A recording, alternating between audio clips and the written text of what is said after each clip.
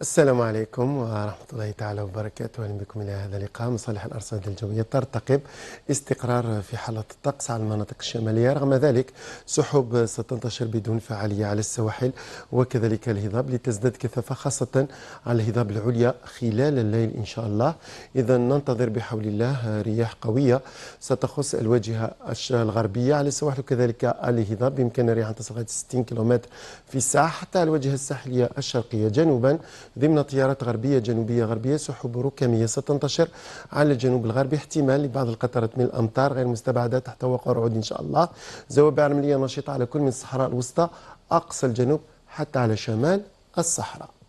خلال ظهيرة اليوم إن شاء الله درجات الحرارة القصوى ترتفع قليلا على المناطق الساحلية، ننتظر 23 درجة على وهران كذلك تيزي وزول بويرة، 21 درجة على العاصمة نفس المقياس على ولاية تيارت، 18 على البيض نعامة سعيدة كذلك عنابة بجاية جيجل سكيكدا حتى على قلمة وميلا، 28 درجة على ولاية غرداية كذلك ولاية إليزي، 30 درجة على بسكر المغير تقرت ولاية جلال، 25 درجة على كل من بشار بن عباس وتندوف، بينما ترتفع إلى غاية 34 درجة على الصحراء الوسطى وكذلك أقصى الجنوب. خلال الليل درجات الحرارة الدنيا إن شاء الله تنخفض إلى غاية 5 درجات فقط على سطيف، 6 درجات على قلمة وميلا، 9 درجات على تيزي والزلبويرة حتى على أفلو كذلك البيض ونعامة، مقاييس ما بين 7 درجات لغاية 13 على السواحل،